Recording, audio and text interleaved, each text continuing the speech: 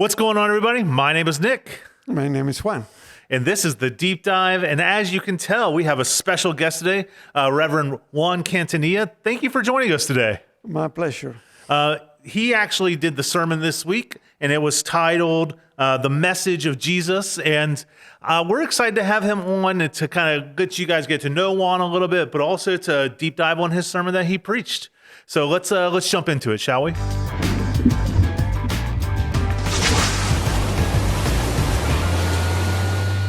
All right, Juan.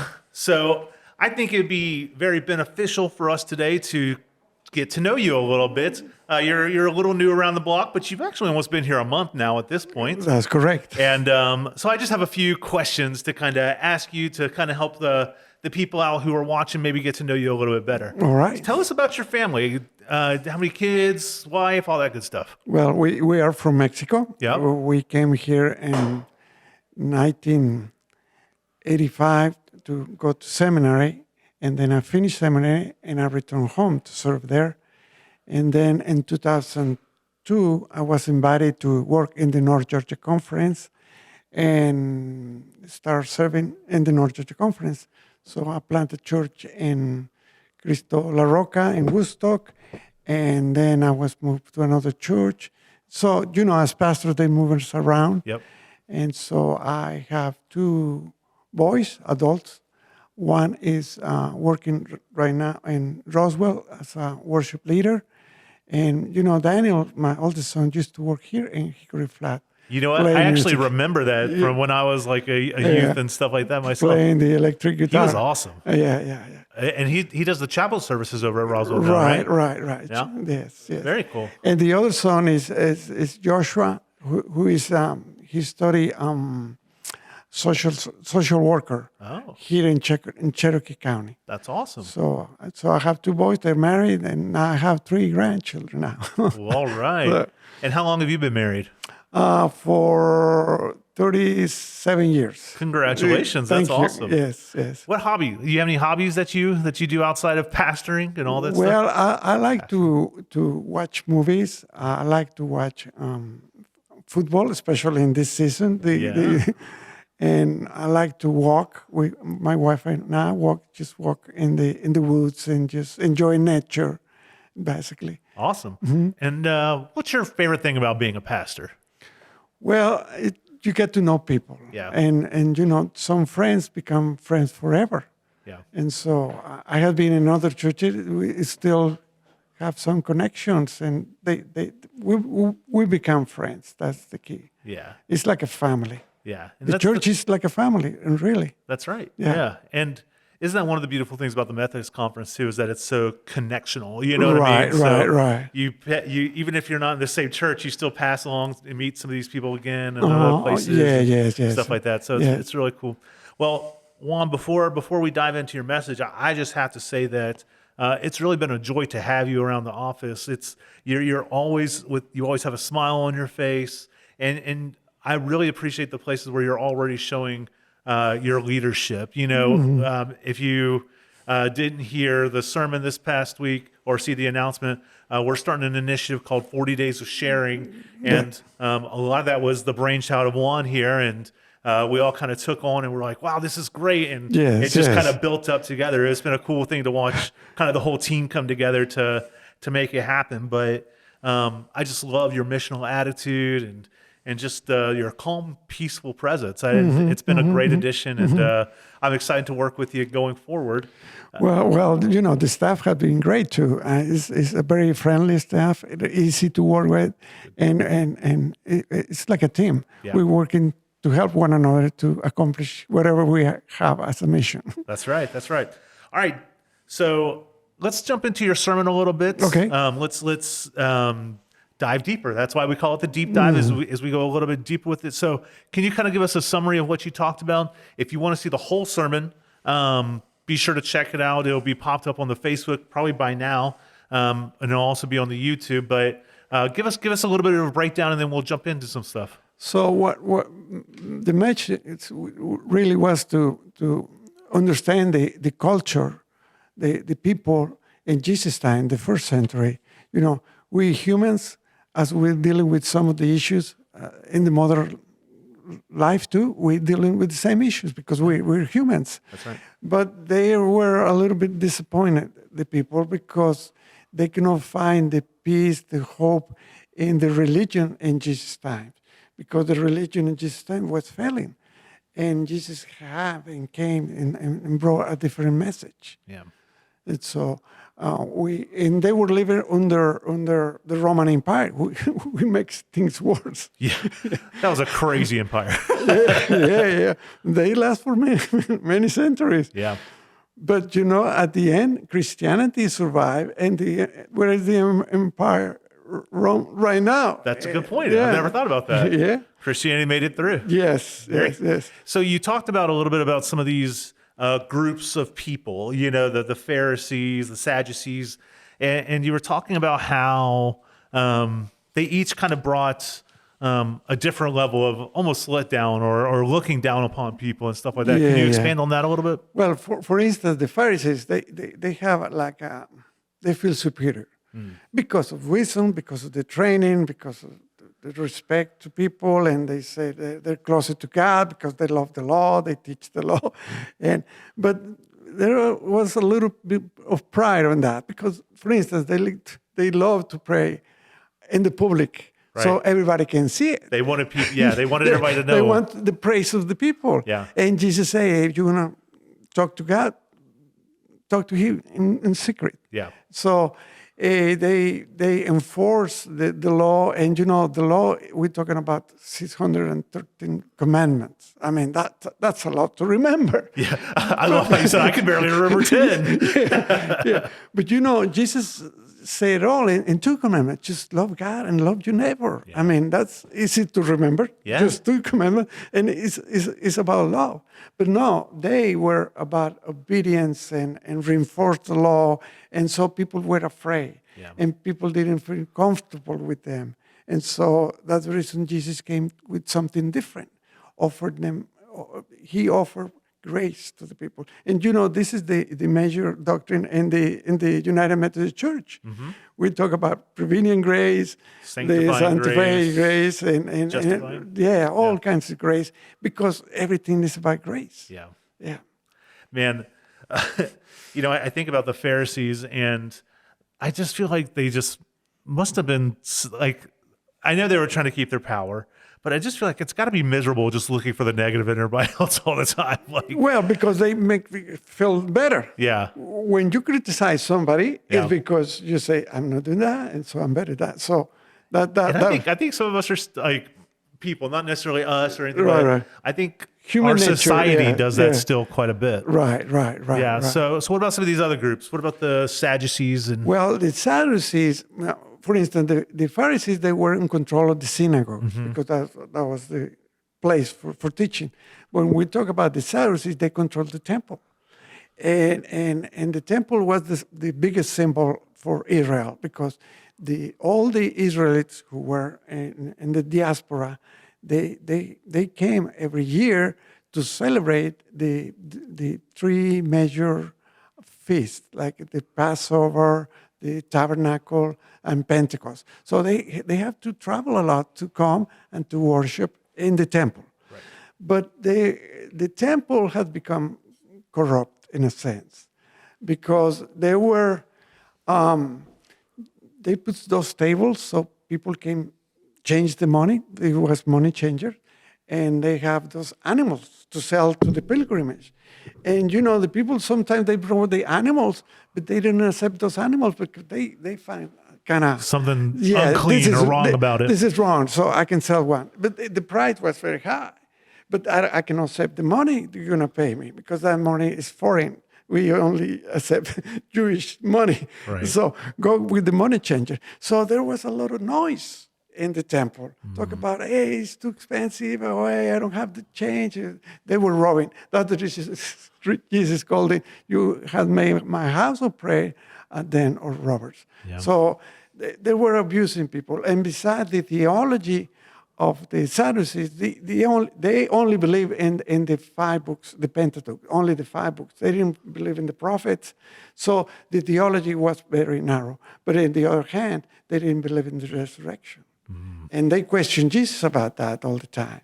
And so Jesus responded, God is the God of Abraham, Isaac, and Jacob. So they're still living for God. So it was a contrast. If you see the message of Jesus, it was different from the message that the Pharisees and the Sadducees were preaching. Yeah. So that's the reason they get mad. And when Jesus went to the temple, he threw Flipped out over the the tables tables. and let go the animals. So that was another message for Yeah. they say, hey, let my house be a house of prayer. It's really amazing as you kind of relive a lot of Jesus's life and see how much he didn't just come to teach people who didn't know.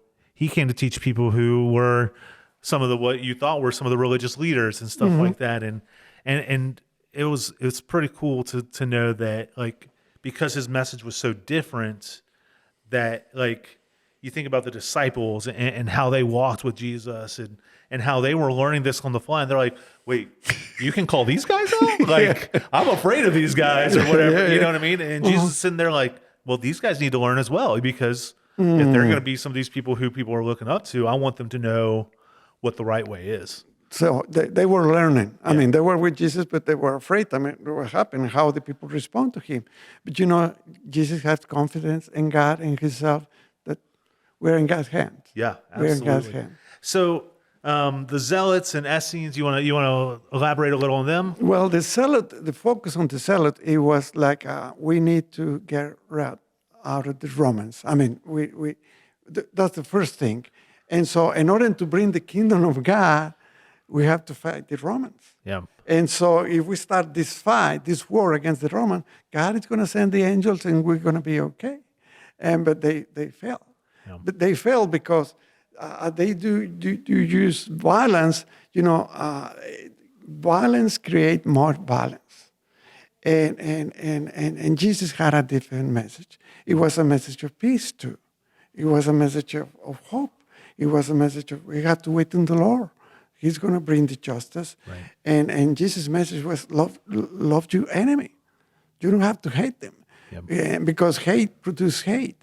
And so, finally, the Jerusalem and the temple was destroyed in the year 70. Yeah. Because the zealots continued with that message until Rome said, enough is enough, and they destroyed the temple and the city, and they didn't allow now the Jews to come to Jerusalem. And that's when the Sadducees were out of job because they don't have a temple anymore. Yeah. So we have these messages, of hate, of violence, and judgment, and you kind of wrap that up by saying, but Jesus was about grace, as you alluded to earlier. And I think as we were. The sermon kind of moved on, you went into kind of bringing it back to us almost, and how we almost live by these three rules, or society kind of lives by three rules, right? And the first one, which I thought these were great, by the way. It's you have he who has the most toys wins. Mm-hmm. Tell us a little about that. Well, we live in a society in capitalism which promotes consumism. And so they try to sell us a lot of things. And if you see the TV and the commercial, there is always kind of happiness in whatever product they are showing. Sure. So the message is, hey, you want to be happy, but you need to do that. And so it's a false message because it's not about things. It's about relationship. It's about virtue. It's about things that you cannot buy. Yeah, you cannot go to any Kroger or hey, I need to buy a piece or I need to buy love. No, it's something that Christianity helped to develop these gifts, and you can have a better life. Yeah, these things don't bring. They might bring temporary satisfaction, or it can be useful as a tool, right? But they don't give you the meaning. Exactly. Because society can give you things to live, but they cannot give meaning to life. Yeah. The meaning is when you need to find out with God and to offer to God, Lord, this is the gift that I have. How I can use it? And the Lord give you meaning for that. Yeah. Yeah. And your next one was I want it now. And I'll be honest, Juan, that one kind of struck a chord with me because I'm definitely one of those. I grew up in this internet age where I've got everything at my fingertips, and sometimes it's a little hard to be patient and wait. Like when God calls us to wait, and we read it in the Bible, we're like, oh, this happens 2 or 3 chapters later, we got answers, but it's actually like 40 years, and it's Yes. like, you want me to wait 40 years sometimes for things? But talk about that one a little bit. Well, for instance, my daughter-in-law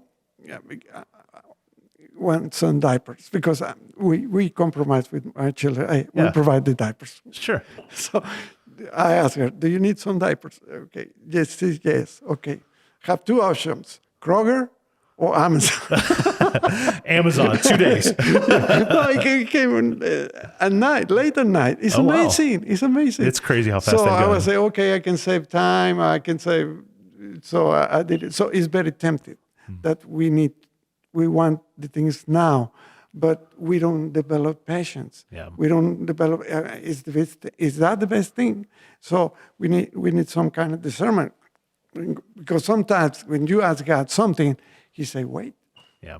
And wait, and there is some promise when you wait, And I even think through my life, like I can see the places where maybe God didn't answer a prayer immediately, Yes. or something. I look back in my life after 4 or 5 years and I go, oh, I see the process. Because sometimes it's I need to learn something before I get an answer, or it's that there's certain process and stuff like that needs. And it's like, okay, I'll give it to you. Your plan's much better than my plan, but it really is amazing when you kind of look back on life and you could see how God's timing worked out for you. Yeah, the perfect time. It's Yeah. called the perfect time. And so it's like the Israelites. They were waiting for the Messiah. Yeah. But, before Jesus, there were a lot of false Messiah Yeah. who promised a lot of things, and they fell.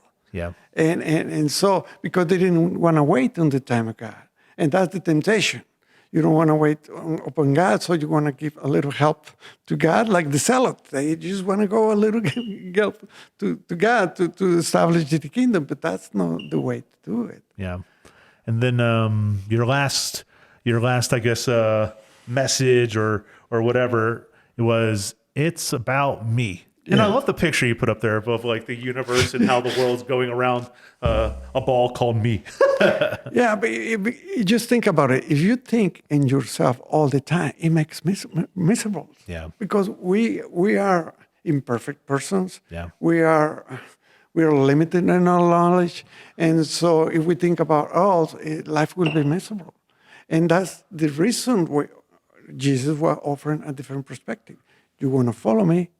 I have a cross for you. Yeah. And so it means you have to die to the old self so you can become a new creature in Him. So your life will be about you, but it will be about Christ. Yeah. Just like Paul says, for me to live is Christ, Yeah. and to die is gain. So it's to change perspective. Yeah. And I mean, I think that segues well kind of into your last kind of couple points, and you were talking about how what was Jesus' great message? Was it the Sermon on the Mount, or Well, people wonder what was the best message, and you can choose different aspects of the gospel. The Beatitudes in the Sermon on the Mountain. I Yeah. mean, you can see how we're going to live in the kingdom. Being meek and to look for justice and to be peacemakers. You can say this is a great, because we need it today. But we can think in the parables. I mean, there are great mysteries on the parables, the applications to understand better the kingdom, because all the parables were about the kingdoms. Right. So we say, okay, is the parables the great sermon? Or to talk about the final things, the second coming of Christ, the final of the times. That could be a great sermon because we want Jesus to come. Yeah. And many people try to figure out when He's going to come, and it can become a distraction. But I think the best message of Jesus was not about words. It was about an action, especially when He was at the cross. Yeah. And He was at the cross because His message, He only didn't preach, but He lived His preaching. He talked about love, and He was willing to die on the cross for love. You know, Jesus could escape crucifixion. Yeah. Just some agreements with the Romans. Yeah. Or with the Jews. Okay, I don't preach about the law, whatever. So he can escape. He can ask to his Father, Yeah. Lord, send some angels and we take care of that. Get me off this thing. Yeah. But he decided to be obedient until the cross. Yeah. And so in the cross, he was showing us how much he loves us. And Yeah. he's willing to do for us. And I think about also, you know, in the Garden of Gethsemane, you Yeah. know, like when he's pleading with God, even like, Well- Lord, take this from me. And it wasn't because he didn't want to do it for the rest of the people. He just knew how hard it was going to be. And I think you see that a little bit in, you know, you see a little bit of that humanity, him coming down to earth and being that side of us. And because hard things are intimidating and they're sometimes hard to look at, but I think what's so powerful about it is seeing Jesus still walk down the street with that cross on his back in front of all those people. And, you know, to very mixed reactions amongst the crowd. A lot of people were yelling and spitting, and some people were probably standing very quiet and very sad and somber. Yes. But he made that walk still. And for every person he walked by, it was for them, you know, and for us still today. And I think that was such a beautiful thing. And I love how you said that, you know, his biggest message wasn't words, you know, it wasn't a thing he preached. It was an action he did. And it was cool. Just in today, you know, people want to see the message of Jesus in actions. Yeah. Because words are words. Yeah. But actions make the word come alive. Yeah. So we have to incarnate it, just like Jesus. He was the incarnation of God. Yeah. And so we, as a church, with our action, we can have an impact about God's love to people. Yeah. And I think that brings such a simple look at Christianity. Sometimes I think we got to get in Pharisee mode, or we get into the Sadducee mode, and we're looking for all these things that we have to do to show that how Christian we are or whatever. But I think, you know, one of the beautiful things I took away from your message is how sometimes we just got to get back to the simplicity of the gospel. Yes. Love God, love others, and be people of action, you know, and that doesn't mean showing up Sunday morning for every Sunday at the pew. We'd love to have you. Don't get me wrong, but it's about living it outside these walls. It's about, you know, in your grocery line, somehow showing a little bit of God, you know, being a peacemaker and all that stuff in your workplace or at your home and all this stuff. There's so many ways to show Christ. And I think sometimes we get so fixated on, I have to do this 100% perfect. Right. I don't think that's what God's calling us to. I think he's calling us to do things out of love. And sometimes we're going to do it well, and sometimes we're not. And we just go from there, you know? Yeah, he called us to be the light of the world. That's right. And he said, you need to do these things outside so people can see the love of God. Right. And so they can see God. Because many times, you know, doctrine is kind of dry. Yeah. And words is just words. But action is a message that you can refute it. Yeah. You cannot refute it because you can see love in action. That's it, and that's what the society knows. Yeah. Wants. And I think that's what society needs. Yeah. They need people who are of action, not just words. Yeah. So we can build bridges with the community. That way, if we go to them, they will like to know the God that we know. Yeah. Because they have seen outside, so they want to know when they come to worship, which is the final thing as a Christian, to acknowledge God as our God, a God of love. Yeah. Amen. Well, Juan, thank you so much for hopping on the podcast today. You're welcome. My pleasure. Will you come back? As many times as you need. Oh, he said anytime. This will be the Nick, Dave, and Juan deep dive. Yeah, anything that we can help you, I'm glad to do it. Awesome. Thank you so much. And, You're welcome. Thank you guys so much for watching. You know where to find us if you have any questions in the comments and stuff. Me and Juan will be looking through them. If you got anything to add to it, we'd love to have it. And without further ado, thank you guys so much for being here. Thank you and God bless you. All right.